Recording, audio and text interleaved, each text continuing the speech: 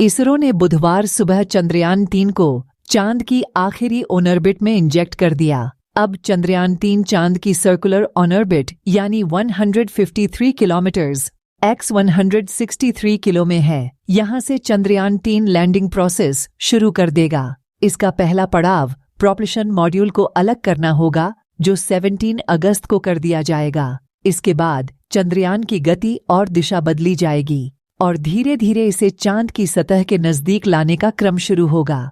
ऐसा होगा आगे का सफर।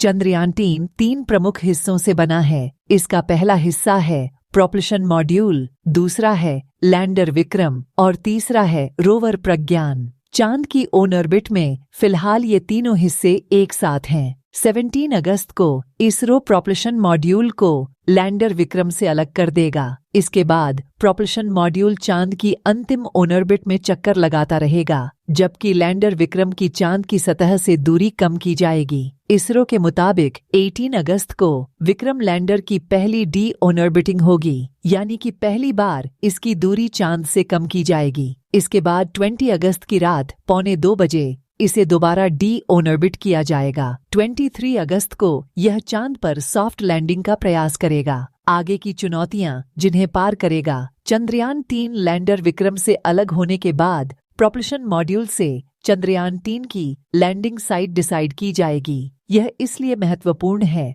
क्योंकि चंद्रयान-3 चांद के दक्षिणी ध्रुव पर उतारा जाना है, जहां बड़े बड़े क्रेटर्स, गड्ढे और चट्टानें हैं। ऐसे में समतल लैंडिंग साइट तलाशना चंद्रयान-3 के लिए बड़ी चुनौती है। इसके अलावा इसकी दिशा भी तय की जाएगी। दरअसल अभी तक चंद्रयान-3 चांद की हॉरिजेंटल परिक्रमा कर रहा है। सॉफ्ट लैंडिंग के लिए प्रोपल्शन मॉड्यूल से अलग होने के बाद विक्रम लैंडर को वर्टिकल किया जाएगा। चंद्रयान-3 के किस हिस्से का क्या है काम? प्रोपल्शन मॉड्यूल पृथ्वी की ऑर्बिट में पहुंचने के बाद से विक्रम लैंडर को यहां तक लाने की जिम्मेदारी प्रोपल्शन मॉड्यूल ने ही निभाई है।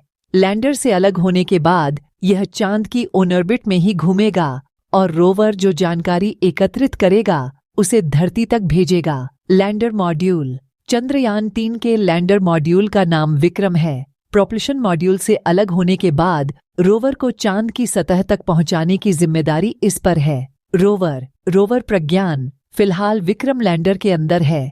चांद की सतह पर सॉफ्ट लैंडिंग के बाद यह लैंडर से अलग होगा और चांद की सतह पर मूव करेगा।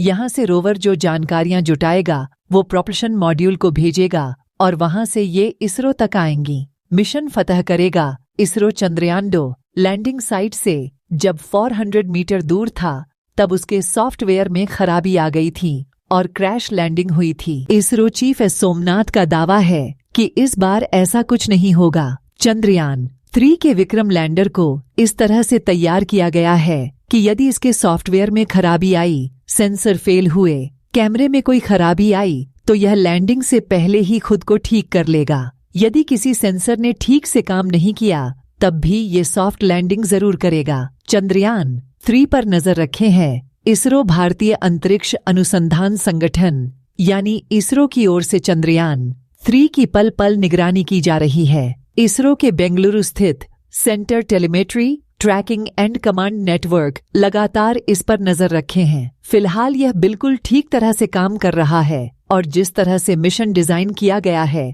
उसके अनुरूप ही आगे बढ़ रहा है।